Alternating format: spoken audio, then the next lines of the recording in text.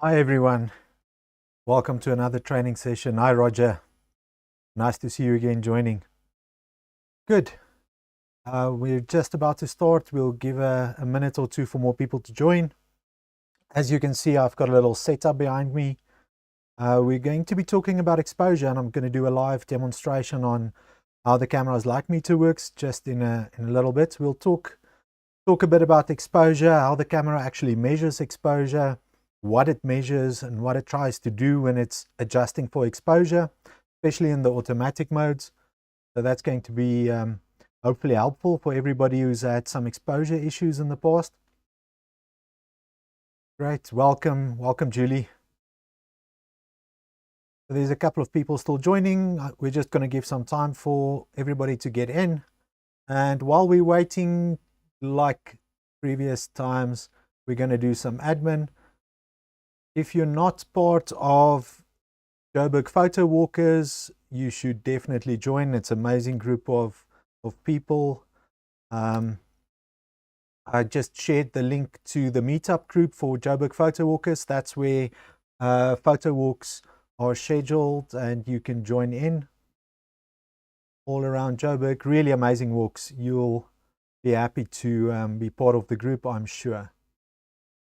Then we've got a WhatsApp chat group for photography training. If you've got any technical questions, any photography related questions, gear related questions, whatever editing related questions, you're welcome to ask any of those questions on this WhatsApp group. Also, reminders of the weekly training will go out on that same group, so you can join there. I'm copying all these links into the chat if you don't know where they're going.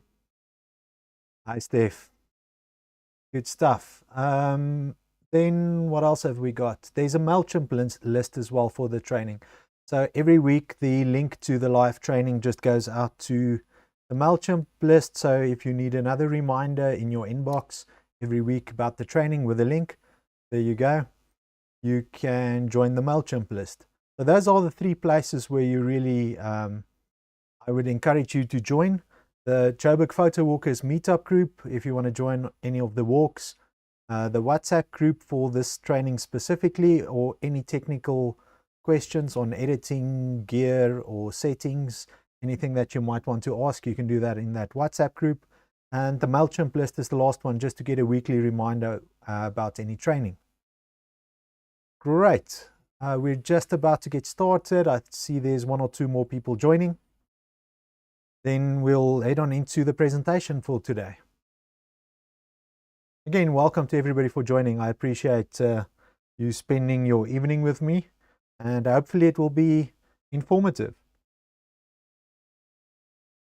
Let's have a look at the presentation. Let's get started.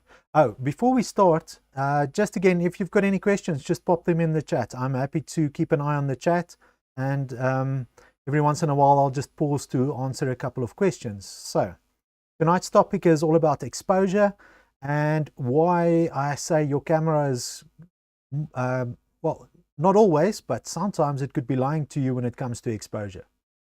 So we'll have a look at that. Now, the big question is, why would you care about exposure? Why is exposure important? Well, there's two genres of photography or types of photography where I think it's absolutely key. And then in most other related genres of photography, you might also be trying to get exposure correct. So first off, if you're doing something like fine art photography or landscape photography, it's still helpful to get your exposure as close as possible to reality, and then do your edits or your adjustments in camera from there. So if you want to underexpose on purpose, then at least know where correctly exposed is before you go to underexposed. If you want to overexpose on purpose, at least know where perfectly exposed is and then go and overexpose. Similar for edits. If you want dark and moody edits of a landscape, start with a normally exposed image and then work your way in the edit to there, but at least know where normal is. Similar if you're looking for a bright and airy sort of edits, maybe on a landscape as well, maybe it's a beach photo or a landscape, something like that, you might want to then start off with perfectly exposed and then work towards bright and airy. So it's always nice to know where perfectly exposed is and what your camera is doing. But in two cases, I think it's critical to get your exposure correct. The first one is for portraits. Portraits is absolutely key to get exposure correct. Why? Because of skin tone. If you get skin tone wrong, people will immediately see it and they won't like the portrait. Doesn't matter how good you are at posing and lighting and all these other things. If your exposure is off, your skin tone will be off for whoever's in the portrait. People will notice it, and it won't look professional, and people won't like the portraits. If skin tones are off, either the color or the actual tone, how bright or dark it is, then people will notice, and generally a lot of people won't even know why they don't like the portrait, but they will tell you they don't like it. Photographers might be able to pinpoint that it's exposure. Okay. The next place where I think it's critical to get your exposure correct is when you're doing product photography. So anything that needs to be very realistic. If you're doing a product shot and let's say it's a t-shirt and it's a red t-shirt, if you get your exposure off, it's going to change that color. So exposure does change the color. It's not going to look like the red that's the actual t-shirt when you're holding it. So for instance, if you're shooting for somebody who is putting product shots on a website and people can order something, when they actually get the package and they open it, the color of the t-shirt, that's in this case a red t-shirt, should be the same as the one on the website. How do we ensure that? Well, we can use some color checker like cards or passport cards. That's one really good way of doing it. But also just making sure your exposure is spot on is a very good start for getting colors correct.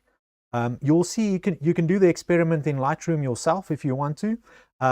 Take something with a specific color, import your photo, and then start increasing your exposure. You'll see the colors get washed out, becomes more like a pastel color, and the color gets lighter and more washed out, obviously, as you increase your exposure. Going the other way, the colors get richer, darker. They sometimes go towards a more like a neon color if it's primary colors, and those darker colors won't be the same as the actual product again. So you need to get your exposure spot on when you're doing product photography. Okay, so these are the two cases where I think it's absolutely critical, but in a lot of other cases it's nice getting your exposure spot on. Okay, so that's what we're going to be looking at, and we'll just see what our cameras do and why they do what they do when it comes to exposure.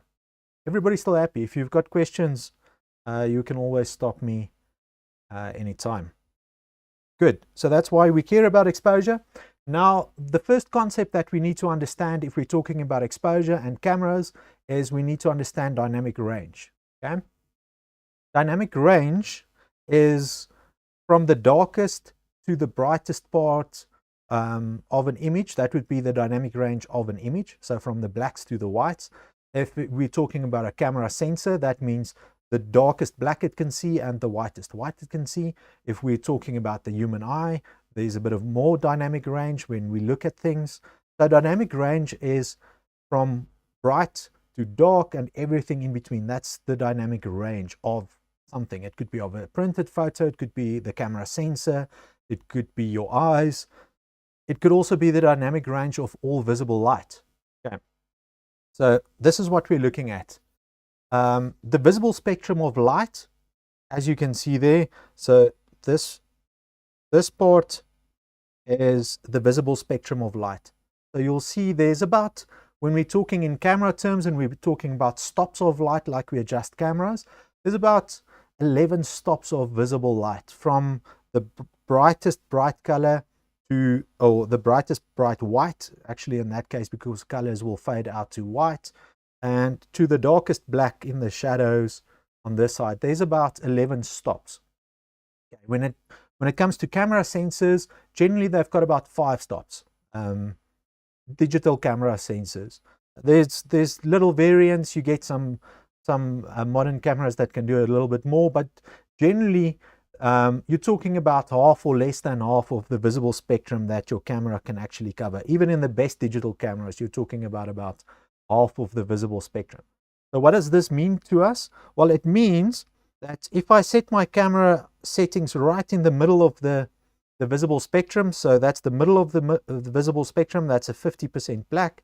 If we set our camera right there, what you will find is that everything to this side goes to black. So everything that's darker than this point right here, our camera will just save into your captured photo as black. Everything that's brighter than this spot right here on the visible spectrum, all of this, your camera will just save as white. So you can see that these three blocks in the visible spectrum in this case will all be white in our camera, although there's some grays and some detail there. And the same goes for this side. These three blocks will all just be black in our camera if we set it right to the middle, and there's no detail in the shadows. You won't be able to see anything in shadows that's darker than this in the visible range. Okay, so that's our dynamic range of our camera. Now, what does this mean? We can actually adjust it up and down to cover different areas of the visible spectrum. So we're not stuck right in the middle. Luckily, we can move it around to adjust for brighter or darker conditions. Okay, so let's move on. There we go. So we can do something like this. We can move our adjustment to cover some of the shadows in this case. So now we're just losing the tiny bit on the end, but we're now losing a lot of the brighter colors on this side. So we've actually adjusted our camera to brighten up the dark areas, but now we're losing more of the brighter areas in whatever we're looking at with the camera. So if you're thinking about it in this way, you're shooting inside, you're doing inside portraits or something at a venue, it's darker, you adjust your settings. Now you walk to the outside, it's brighter, now you adjust your settings again. And it's just moving this part that your camera actually can capture up and down the visible spectrum. That's all that we're doing with our adjustments on our camera. Okay, so that's dynamic range, and it's just something that we need to understand when we're talking about exposure and correctly exposing an image. Okay, now very quickly we'll talk about exposure triangle. The reason for this is how we adjust this dynamic range that we just talked about. So we know our camera has got limited dynamic range and we need to adjust it up and down. How do we adjust it up and down? Now, this exposure triangle is probably a complete training session all by itself, but we'll quickly touch on that. Aperture is on the one side. We can look at aperture, and the only thing you need to know is as you open up your lens, so f values that are smaller numbers, you'll see that you're opening up your lens, you're letting more light into your sensor. So you're actually moving that dynamic range towards the darker side so you can see more of the dark areas. The opposite is true if you're going to higher f numbers, so f11 on your camera, that closes down the aperture, so there's only a tiny little hole for light to come in. Now you're actually moving that dynamic range towards the brighter side so that you can see all the detail in the brighter areas. So if you're outside, you might want to adjust it towards that side. So that's aperture. The aperture also does things like how much is in focus. So wide open lenses will only put a tiny little bit in depth in focus in your photo, and f-stops like f11 to f16 or f22, even if your lens can do that, that'll put a lot in focus. So anything from a couple of meters from you up to the mountains in the far distance will be in focus. But that's just the way aperture works, and it's more for today's training we're looking at the exposure itself.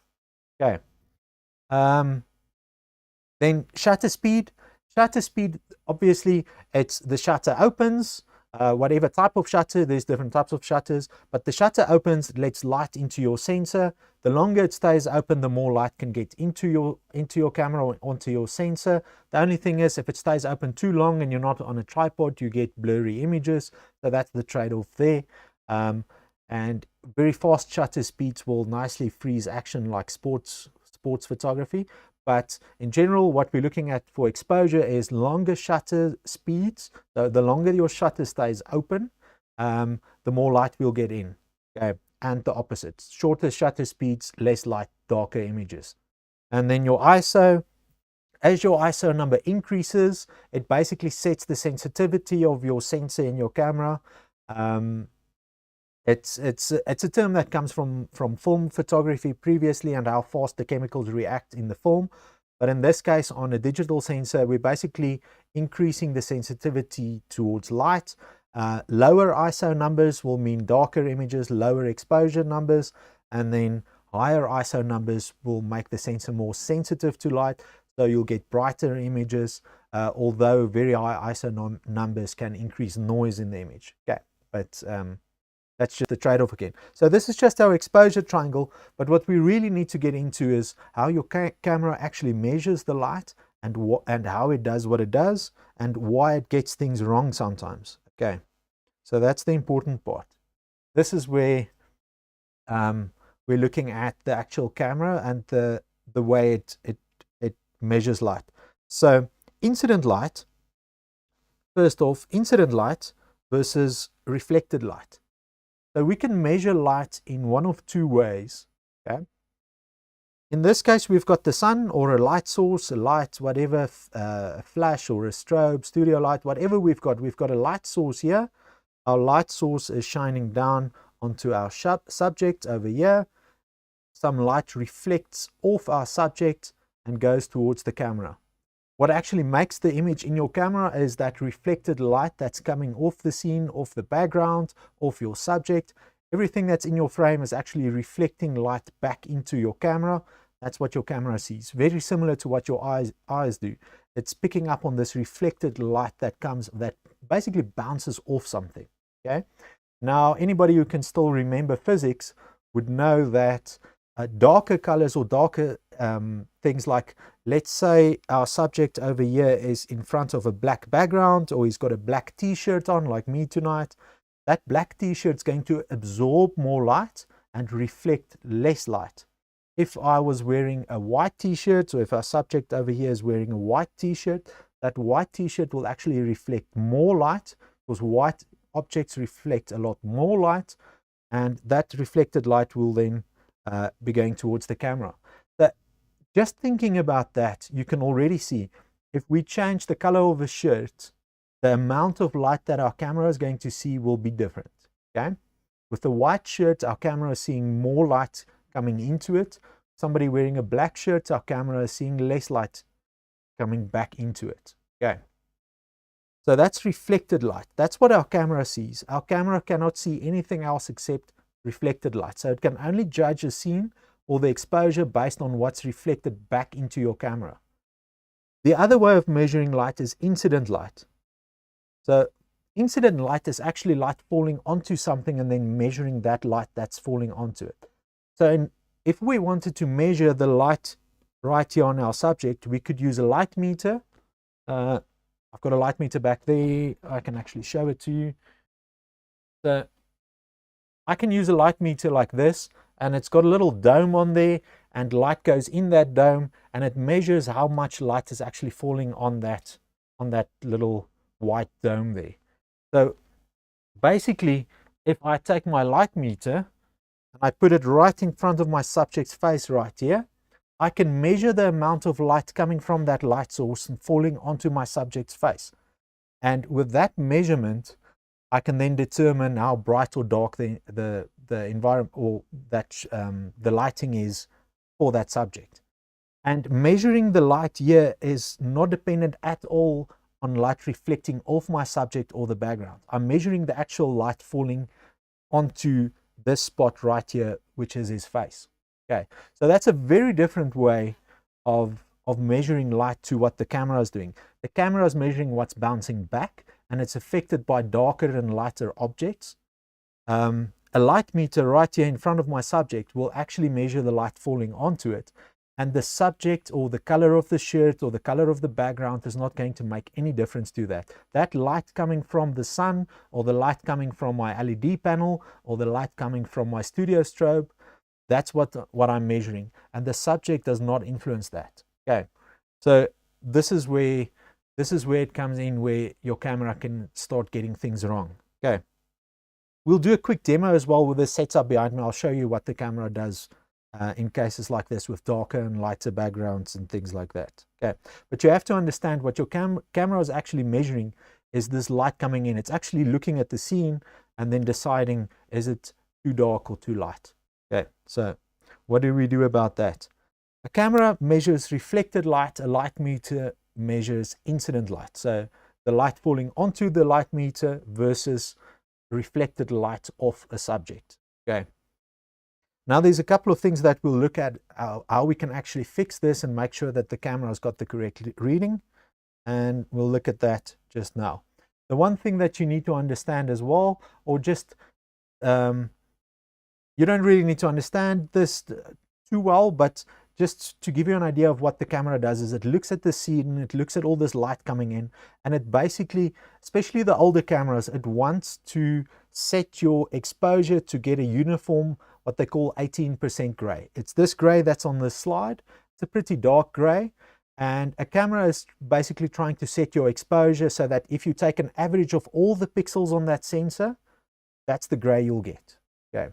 So if you turn whatever image you're taking, if you take your camera and set it to auto, and you click the shutter, and you take that image, you take it into Photoshop or something, you turn it to black and white, and you blur the whole image, this is the gray you'll get. So that's basically what your camera is trying to do. It's trying to set the average of your whole image to this gray. Okay. We'll see why it's important just now when we go to my camera. So your camera light meter, it can basically be inaccurate because it's always trying to go for this, what it thinks is the perfect exposure, which previously in older cameras was always that 18% gray. We do see that some modern cameras are actually adapting that formula a little bit and trying to recognize bright spots, darker areas, and trying to see what's in a scene. But it's very difficult for a camera to do that because the only thing it's got to go on is this reflected light it's seeing. And it doesn't know what that scene actually is, except for this light coming off of it. Okay. So here are two quick examples. We talk about low key versus high key images. Okay. The image on the left is what we would call a low key image. So it's very dark. It's there's basically, when it comes to portraits, it's generally one light, high contrast sort of lighting, and the whole scene is actually quite dark. It's a dark background. There's only light right on the face really. And this sort of images, these darker, moody images, is generally called low-key images. Okay. Why would my camera get this wrong? Well, basically, what's happening is we've got all this area around my subject that's all black, and only a tiny bit of this image is brighter. My camera will basically look at this. There's only a little bit of light reflecting back onto the sensor, and my camera will try to adjust this to get that 18% gray or that perfect exposure it's looking for in auto modes. So if I just let my camera do what it does and take this image, it's going to turn that background gray. It's going to lift the exposure and actually overexpose the face in this case. So leaving everything in any of the auto modes, whether it's aperture priority, shutter priority, program auto or auto mode, what my camera is going to do is, a scene like this, it will overexpose every single time. It will try to lift that up because it thinks it's too dark. Okay, but actually it's perfectly exposed. The face right there is absolutely perfectly exposed, but my camera sees all this black. There's not a lot of light reflecting back and it thinks it's too dark. Okay, so that's what we need to understand in cases like this. Even if I put my camera in manual mode and I look at the light meter at the bottom, when I perfectly expose this shot based on my light meter, my handheld light meter, my camera is going to say something like 2 stops underexposed in a case like this. Okay. My camera is basically telling me it's too dark. Adjust your settings. Even in manual mode, that light meter will tell me 2 stops too dark, pretty much plus minus in a case like this. And I actually don't want to brighten this up because this is the image I need to get, and it is black. And the background is black, and I want it to stay black. I don't want it to go a lighter shade of gray. Okay. And the opposite is true when you're taking photos on the beach, when you're taking photos in snow. You could get the perfect exposure based on the actual ambient light, if you're looking at a handheld light meter, for instance, or just by looking around. In a case like this, there's a white car. This car is white. There's lots of white snow, completely white snow. It's a bit of a blizzard there at the back. It's very white there. Even the plants here has got snow on, the plants have got snow on them. So it's, most of this picture is very, very white, crisp white. I was there, I looked at it with my eyes, it was white, okay? If I switch my camera to auto modes and just let it do what it wants to do, what does it do? It sees all this white and it thinks it's way too bright. Everything is white, and there's only tiny little bits of black or darker colors there, maybe in the windows and in the tires, and the average of the image is way on the bright side. So my camera just goes in auto mode and darkens everything down, and I get a gray image. So everything, the snow, the sky, everything turns gray. The car turns gray because my camera is seeing all this reflected light, and it's thinking that this surely is wrong. It can't be this bright, and it just darkens everything down to a gray, and I get a horrible picture just leaving my camera in auto. Okay, and I can show you on the histograms of these two images. Even Lightroom basically shows me a similar thing to what my camera will do. So my camera sees this image on the sensor. Lightroom gets a very similar view. It sees the image and it can also show you the histogram. So my camera histogram and Lightroom's histogram, they would look very similar. So for this low key image, this dark image on the left, you'll see right here, all the information in this image, all on this histogram, is all pushed towards the left. Everything is right there up against black. So this tells me that most of this image is actually black, and there's very little information in the lighter areas of this image. There's a little blip right there at the end, which is the face, and then pretty much all the information in this image is right there up against black. Looking at this histogram by itself, if I show somebody this histogram without showing them the image, they would tell me, oh, this is way underexposed. And in normal conditions, if you're outside in the daylight and you're taking a landscape image and you get a histogram like this, you've underexposed. There's something wrong. You've definitely underexposed your image.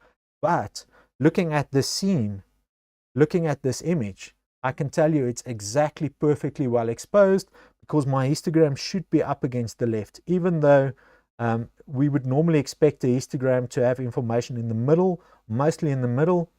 In this case, based on what the image looks like, and because I need to get that background black for this look, I would expect my histogram to have all the information pushed up against the left-hand side. Okay, I hope that makes sense. If you've got any questions, please pop them in the chat.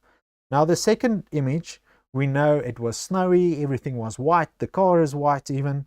This is the histogram, and you'll see all the information is pushed up against the right. So this is the opposite. We can see that most of the information in this image, or most of this image, is actually very bright or white in this case. Almost some of it is actually blown out white, which is perfect. Because looking at this image and being there in person, I know everything was white. 90% of what I could see was pure white. And this histogram reflects that. But again, if somebody showed me that histogram without the image, or without telling me where they were, I would say this is an overexposed image. And that's exactly what your camera would do as well. It looks at that information and say, this is overexposed, let's darken it down. Okay. So basically what your camera would do in both these cases, if you just let it do its job in auto, is it would brighten up this dark image, it would darken down this bright image, and both of these images would look very gray. So this background that's black now would go quite gray. This background that's quite white would go quite gray, because that's what your camera wants to do to get what it thinks is the perfect exposure. But in these cases, it's actually not. Okay, so you have to on purpose overexpose an image like this. If you're on the beach, if you're in the snow, if there's a white wall behind somebody, you need to overexpose it, because your camera is seeing all this reflected light and it's misinterpreting that information. And the opposite is true in this case.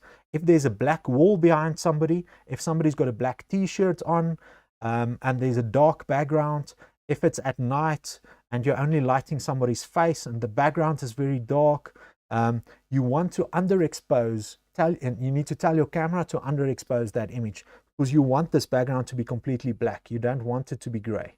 Okay. If there's a black wall behind somebody, you want that black wall to stay black. You don't want that wall to be lightened up towards a gray. I see this also sometimes in even in wildlife photography. You might find that a bird is under a tree or a shrub or something, and it's in the shade, and then camera on full auto, it tries to lighten it back to daylight. But this bird was actually in the shade, and it doesn't look like it was in the shade, and the image looks wrong. And in that case, you should actually underexpose it a tiny bit to get back to what it actually looked like, because it was darker there, it was in the shade, but the camera will try and brighten it up for you. Okay, so these are the cases where if the scene is actually dark, or there's lots of dark or black items in the scene, you might want to underexpose it, and the opposite is true for very bright scenes or scenes where there's a lot of white or very bright things in the scene. You might want to then overexpose it to keep those things bright. Okay, let's move on. Good, light meters. So we talked quickly about light meters. Basically, a light meter is a super handy tool, but it's also a super expensive tool. If you're doing photography professionally, if you're doing things like product photography or portraits, it could be very handy having a light meter. But I'll show you another way of getting perfect exposure that only requires, well, mostly only your camera. But a light meter definitely is a good check. And sometimes even just comparing what a light meter, even if you have to borrow one, just comparing what the light meter does towards with what your camera does, because sometimes cameras are consistently off by a specific parts of a stop, and you just might want to know that to always overexpose maybe by a third or underexpose by a third. These things might be nice to know.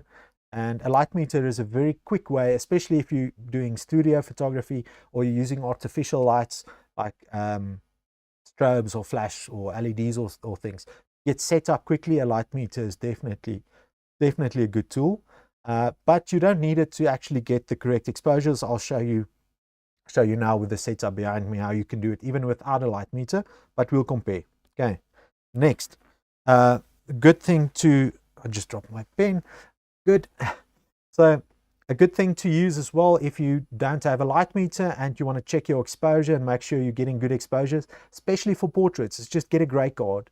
You can get a tiny little card. You get bigger ones, you get smaller ones. I like the really small ones that can fit in a wallet or in a pocket. They're just easy to use. What you're looking for is what they call an 18% gray card. Some gray cards are just to set white balance, but other gray cards are 18% gray cards, which you can use to set white balance as well as your exposure. Okay. A gray card really makes life a lot easier. I'll show you how they work now.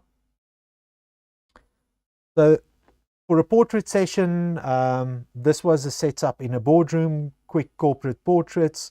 And the very first image after I've set up my lights and gotten ready for the shoot is I just ask somebody to hold a gray card. Generally, I want it like at the chin, just in front of the chin usually, but even a shot like this is fine. So that little gray card is 18% gray, and I know exactly where it needs to be on my histogram. It needs to be right in the middle. So if my exposure is correct, if my camera settings are correct, and my lights, my strobe is set correct, then that little gray card, the gray of that gray or of that card should be exactly in the middle of my histogram. So how can we check that? Well, we crop down in Lightroom. So this is my first image, and then I've got 20 other images that I did in this session. Everything with the same light, everything with the same settings on my camera. This was the first image. All the other ones were normal posed headshots. This one has got the gray card in. So all I do is on this very first image, I just crop it smaller so that I only get the card and nothing else in the shot. Okay, so this is what we get. This is the same image. That image cropped down so that I can only see the gray card and nothing else. So I cut everything off outside of that gray card.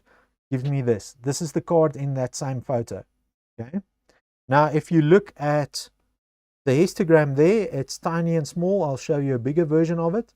But basically what I can see right there on this histogram on my imported image is my image is a little bit overexposed. So my skin tones will be a tiny bit bright, not by much.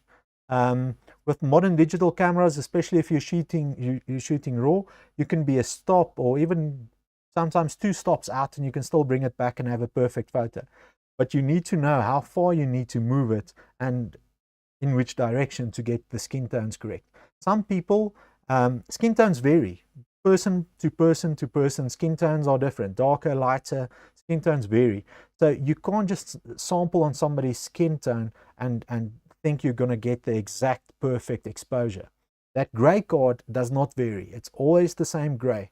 So if I'm basing my decisions off that gray card, I know everybody's skin tones for that photo session will be absolutely perfect. Okay. So I take that gray card, I crop down, and I get this histogram. And as you can see, this is the middle. This is where 18% gray needs to be for a perfect exposure. And that gray card, the information is actually sitting a tiny bit to the right. So it's pushed off. It's pushed off in that direction. So it's going this direction. Okay. What do? Go into Lightroom. I decrease my exposure until I get this. Okay. So I've moved my exposure, as you can see right over here, minus 0.1 on my exposure, and on my histogram now it's perfectly in the center. So just to show you a bigger view of it, I've moved my exposure by minus 0.1, so it's a tenth of a stop down, so darker, and my histogram is of this gray card is sitting nicely in the middle on that line now. So now I know I've got the perfect exposure on my gray card. What do I do next? I just copy that exposure to all my images from that photo shoot and they're all perfect. Everybody's skin tones are perfect. And then I can start editing in the way I normally edit, do some color grading, do some skin softening maybe, sharpening the eyes, whatever I need to do to those portraits, whatever I want to do. At least I'm starting with the exact perfect exposure. Okay. If it was, let's say it was wedding images and I wanted them bright, I would still go and get them to the perfect exposure and then from there say, oh, now I need 2/3 of a stop over to get that bright look. But at least I'm starting from the perfect spot. Okay. So always I want to start from the perfect exposure and then work my way up from there.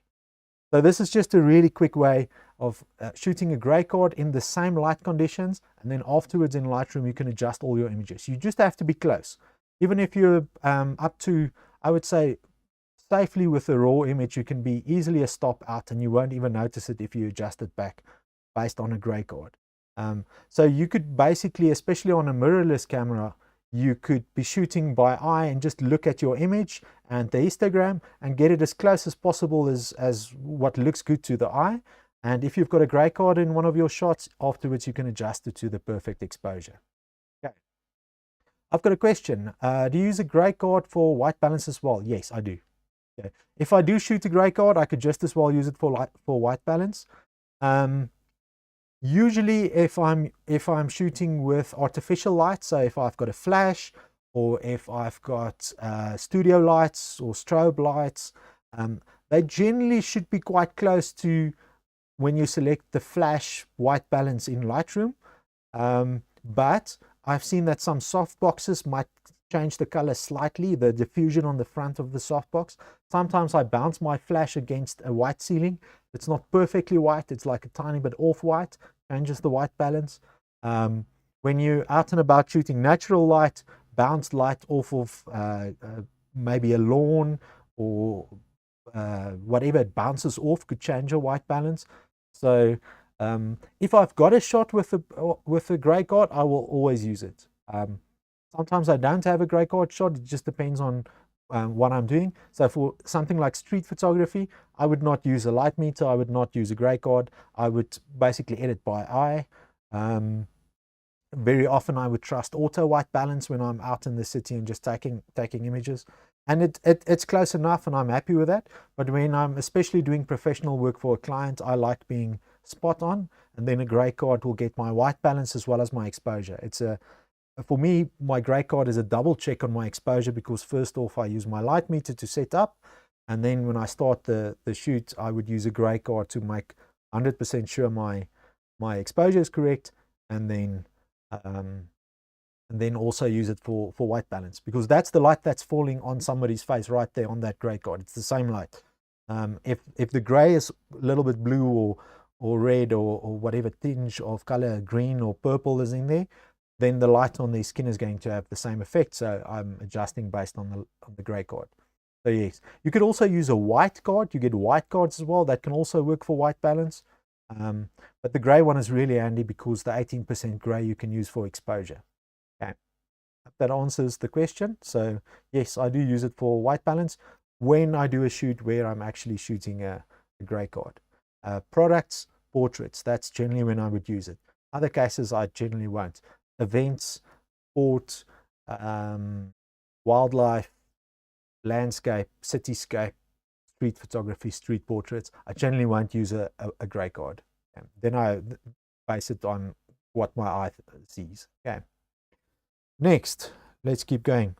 Little demonstration. So we're going to hop in. I'm going to show you my camera back here. I'm going to show you what the camera does in different conditions.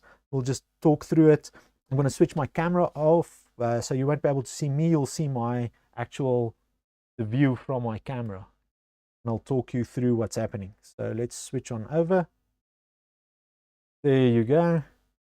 So this is what my camera sees, and I'm going to show you what's happening. I'm going to try and stay out of the light, or not to have my shadow in the scene. It's a very dark scene.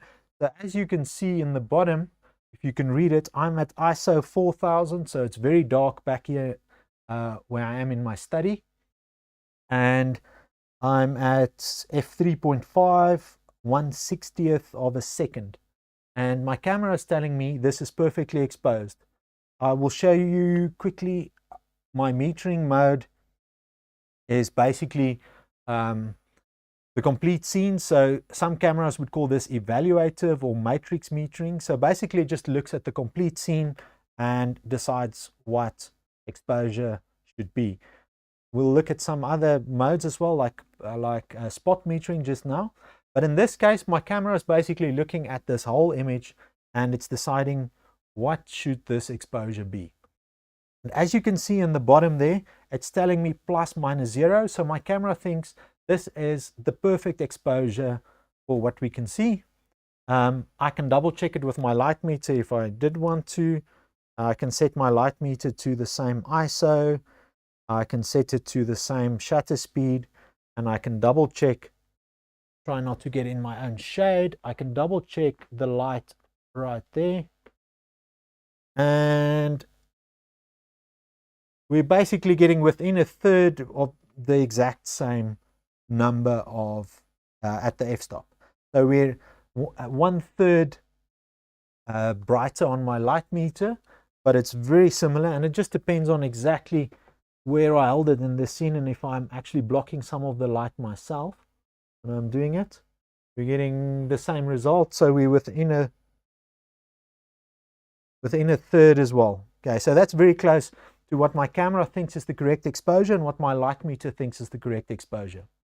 And you can see these are two microphones that you can see in this shot.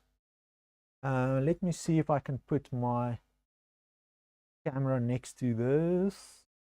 Hold on 1 second.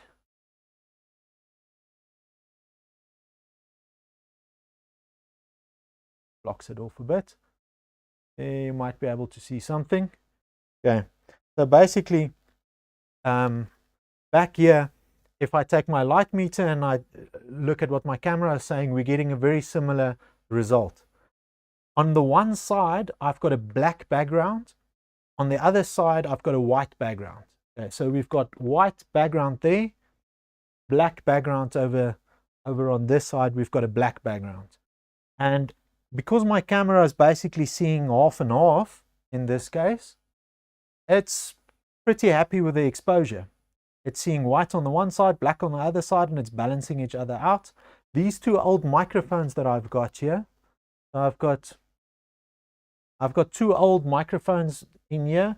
They are the exact same model, the exact same thing. So in both cases, our subject, both left and right, is the exact same thing. Okay. What happens if I turn my camera over to this side? Let's focus it. So I'm just moving my camera over to this side.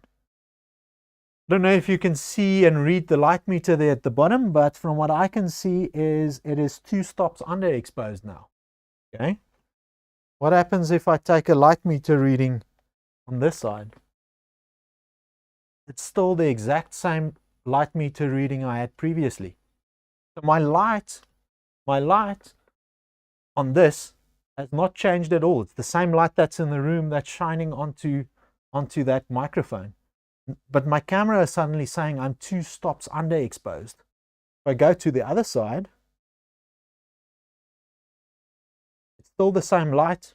The exact same light in the room is hitting that one. If I measure it with my light meter, I'm still getting the exact same reading.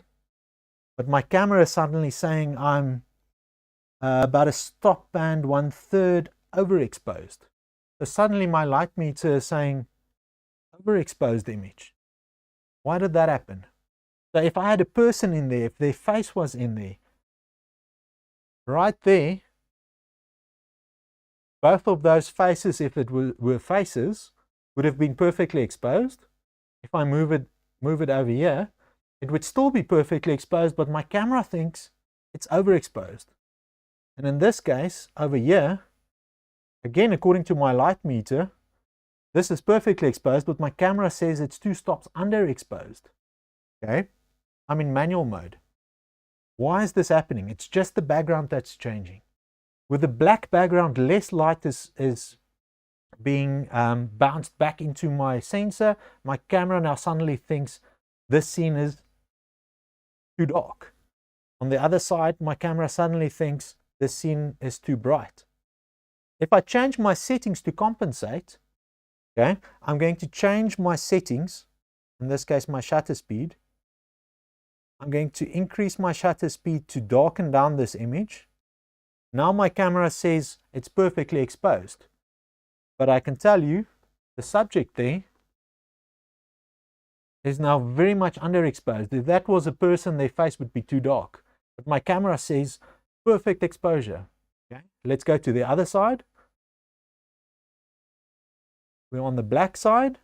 We're doing a low-key portrait of this microphone. I'm going to slow down my shutter speed, get more light in, until my camera tells me I'm perfectly exposed. Right there, my camera says 100% perfectly exposed. And I can tell you, my background is now gray and it should be black. Okay, so this is way overexposed. If this was somebody's face, they would be completely white, too white, ghostly white in this case, no more tan. This would be a terrible image. Can you see what the camera is actually trying to do here? It's trying to compensate for the background, and it's not thinking about the actual person's face, or in this case, the actual microphone that I'm trying to lit. Okay. If we go back to the center and I adjust my shutter speed again to where we get a balanced one, that's pretty much what the image should look like. The left should be black, the right should be white, all good. So we can't trust the light meter or the way the camera wants to do exposure when the subject is very dark or there's a dark background, or the opposite as well. Okay, you understand what it's doing?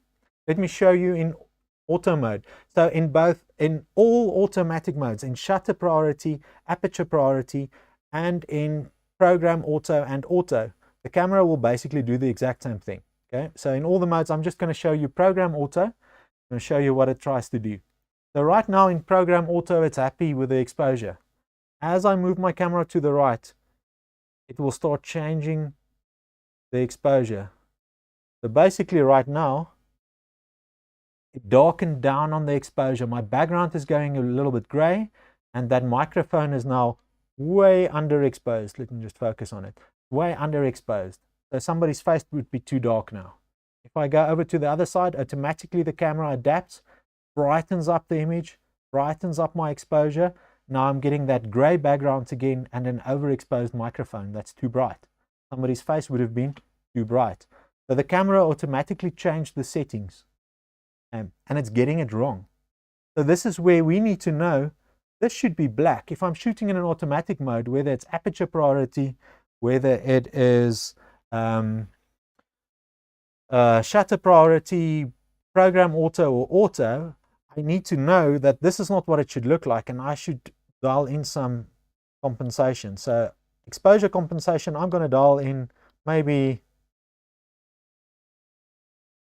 2 stops, -2. Now my image looks correct for this side. So this is when I'm doing a low-key portrait or I've got a black background. This is what I want to do. If I go to the other side, the opposite. So I'm shooting on the beach, I'm shooting in the snow. Now I need to actually overexpose on purpose by maybe even 2 stops, and I'm getting the perfect exposure on this side. I hope that makes sense. Has anybody got any questions on this? Does it make sense what the camera is doing? The light on these 2 microphones is not changing. The light on these 2 microphones is perfectly constant, but what my camera wants to do with the exposure is changing based on left or right. Okay, so when I've got the same amount of black and white in the image, I can go back to 0 exposure compensation and I've got a good image again. Okay, just to show you what the light meter actually does in the camera and how far it actually pushes it, I'm going to switch to metering mode just to get a dot or a spot metering. So you can see now, if I move my spot for the metering to the left, what it does on the black. If I move it to the white, look at what it does to the exposure. This is program auto. So just by metering a different place on that background, my exposure is changing. But the light falling on that background is not changing. So the camera is basically getting it wrong. If I go back to manual mode, you'll see the effect as well. So we're spot metering on the black. It's telling me we're way underexposed. When I'm spot metering on the white, it tells me I'm way overexposed. And it's just because more light is coming back into the camera on the white side. Okay, hope that makes sense. Now, how can we get a perfect exposure? Very easy to get a perfect exposure. Let's say I only had a black background and I don't know how to expose for somebody's skin tones. The only thing I do is I put my gray card in there. It's as easy as putting a gray card in there. I need to have it a little bit higher. Put it there. I put my spot meter on the gray card. I adjust, in this case, my shutter speed to get it perfect. Now, based on the gray card, I'm perfectly exposed with the spot meter. I'm in manual mode, so I've locked it in. My gray card sees the light coming from my lights in the room. Now my exposure is perfect. I can move it up and down, and I don't care what my camera says about the exposure because I know based on the gray card it's going to be perfect. I could put the gray card on the other side, and when I go to that gray card, my camera light meter will still say I'm perfectly exposed. Okay, so I'm basing it off the gray card, and the gray card will always reflect. Well, it's 18% gray, so the reflection is always the same. It doesn't matter what's behind it. If I'm spot metering off my gray card, I'm going to be perfectly exposed. Okay, I hope that helps. That's how the gray card works, that's how the light meter works, and that's how your camera basically lies to you. Switch that off. Perfect. Good stuff. Let's keep going. Any questions? Does this make sense? Can you understand why the camera is doing what it's doing? I'll give you a couple of examples on what I would do in cases where I know the camera is going to get it wrong. While you think about a couple of questions, I'm going to keep an eye on the chat. But basically, some of the ways that you can compensate for this is you can switch your camera to spot metering. Let's say you're doing a landscape and you've got a dark rock or a dark cave or something that's dark in the shot. It's landscape and there's something that's really dark. You know that dark thing should be quite close to black. So in the shadows, at least, where your histogram has got the middle part, which is that 18% mid-gray, close to skin tones, that's your mid-tones. Then you've got the next line on it on the dark side. That should be, let me quickly show you the histogram again. So if we're looking at this histogram, I'm going to draw on it so you can actually see what I'm talking about. So that line right there is white. Okay, this line is highlights. My writing is not so good today. This is midtones. I'm going to do mid. This is shadow.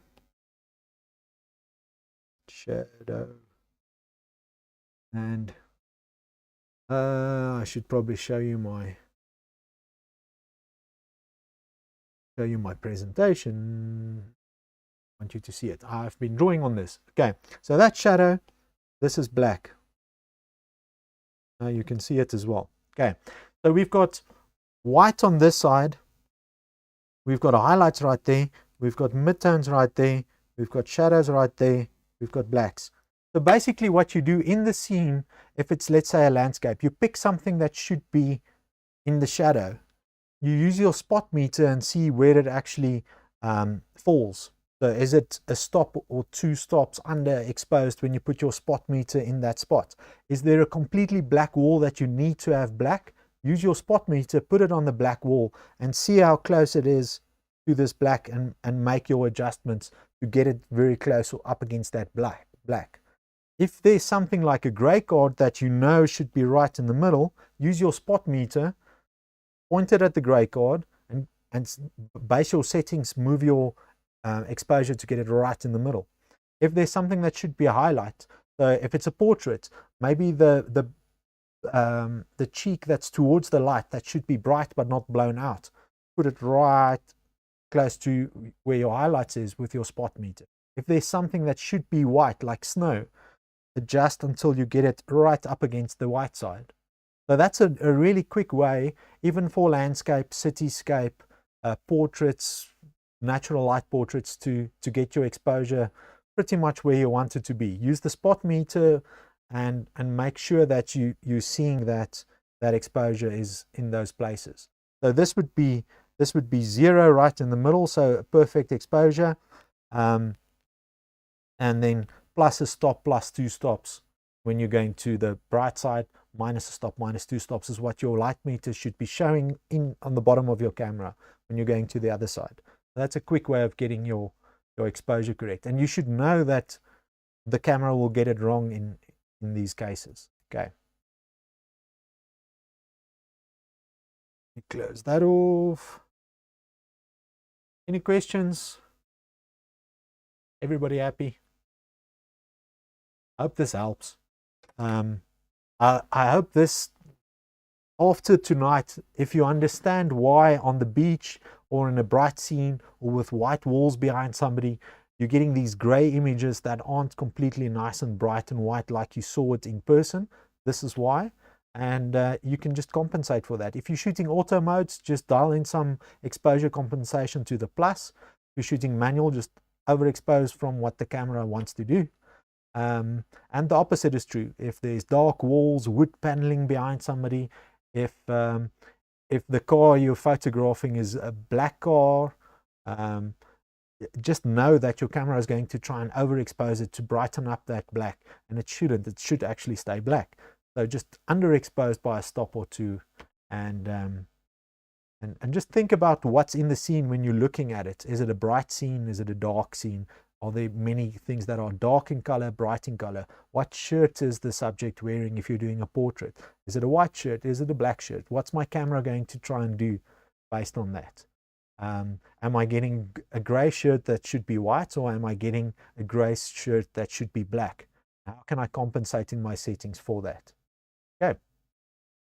Just think about these things and make sure the images that you actually get out in the end, after editing even, are what you saw and true to life, and it's not what the camera decided to do for you. Good. No questions. I'm happy. I hope that means that it all made sense. that would be great. Then we will give it a second or two, and if there's no more questions, I'm going to call it an evening. Thank you again for joining. I'm enjoying all these sessions. Makes me think as well, makes me try things with my camera and try different settings as well, see how it reacts. And I think doing these experiments is good for everybody. Just knowing your camera, knowing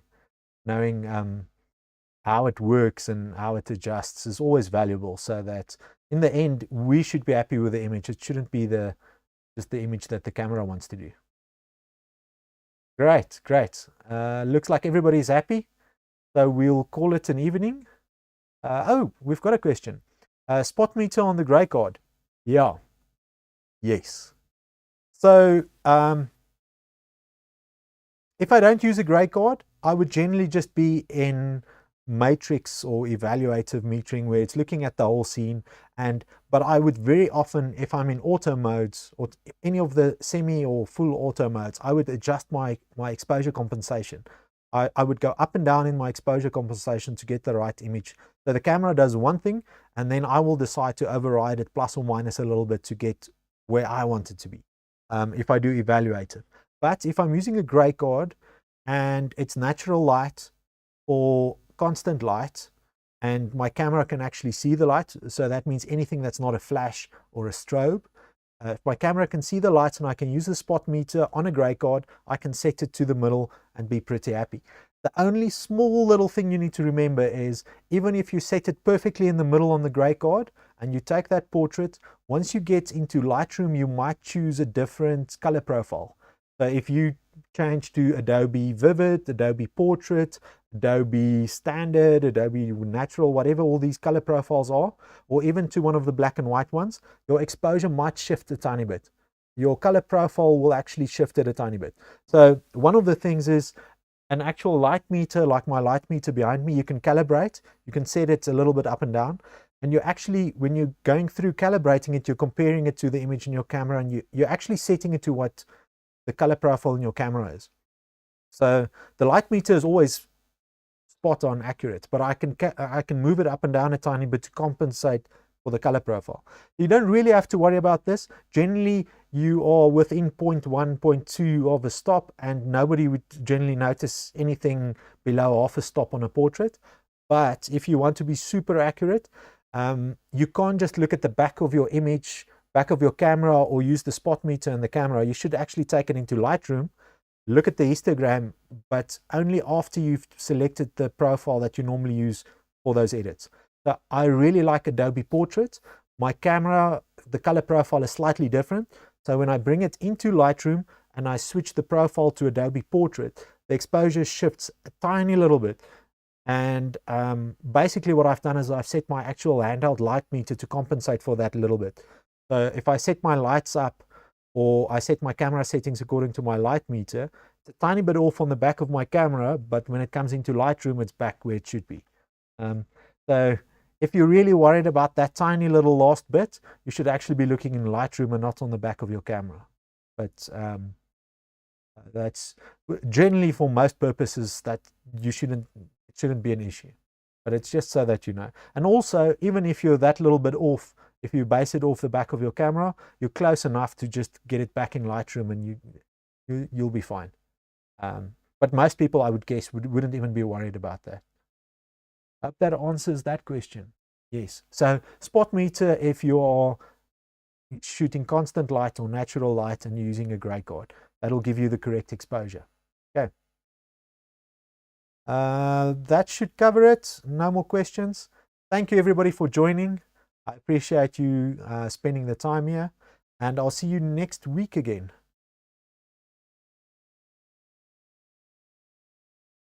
Good.